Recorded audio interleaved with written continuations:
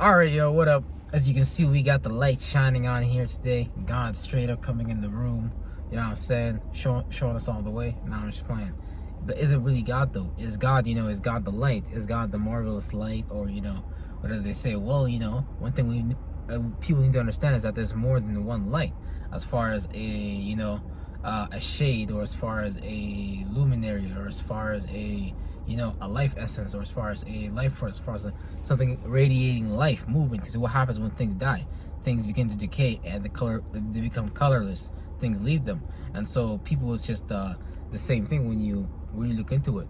The human biofield and the human resonance and all these different, basically all the cosmic material that's in the universe is already inside of you.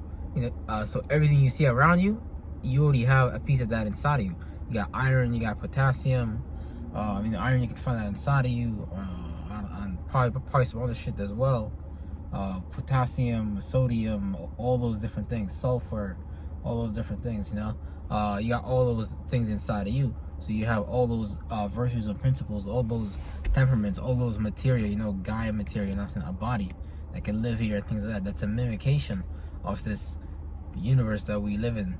Basically, like from the first house, head area, your individuality, your own sense of self, which are personally into your personality, your securities or insecurities, and then all that, it just with other components and things like that, just determine your energy type and the thing that you're going to be aligning with to do.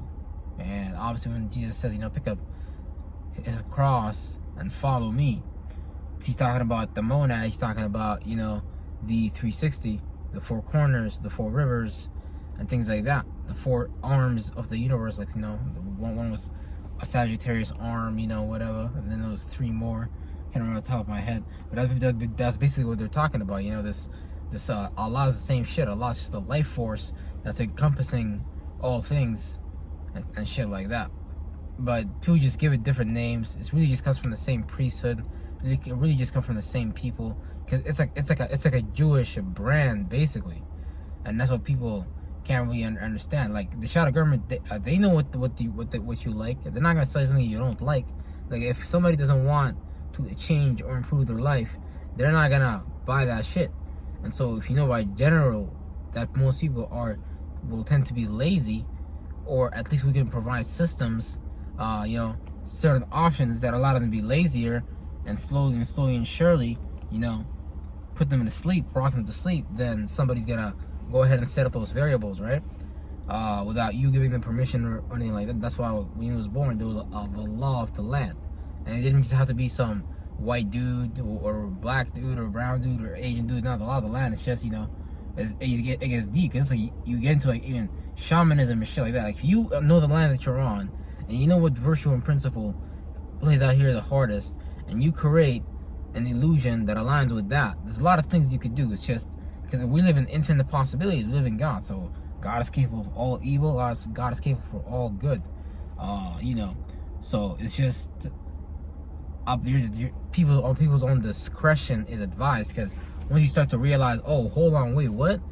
Oh, this is just a programmable matter. This is a black programmable matter suit, and I can just change my thoughts and feelings, and I can just influence myself, and I don't have to think and feel of anything of the world if I don't want to. Like the Bible says, be in the world but don't be of it.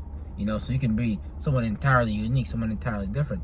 I mean, like, your thoughts and feelings don't really orbit or really just think and feel about basically essentially third dimensional shit, the security, safety material. You're more concerned about the things that are actually on your mind, not necessarily what's in front of you. If you maintain a good mental disposition, you're going to be able, and good is really just relative to you, because everybody does bring the attributes and characteristics of God to a different set of actions and reactions, and really just long destiny or whatever that's just been written for you as far as what you're going to play out. Because certain things are influenceable, like your name, but certain things are not, like your birthright, right? Like the date you was born on, things like that.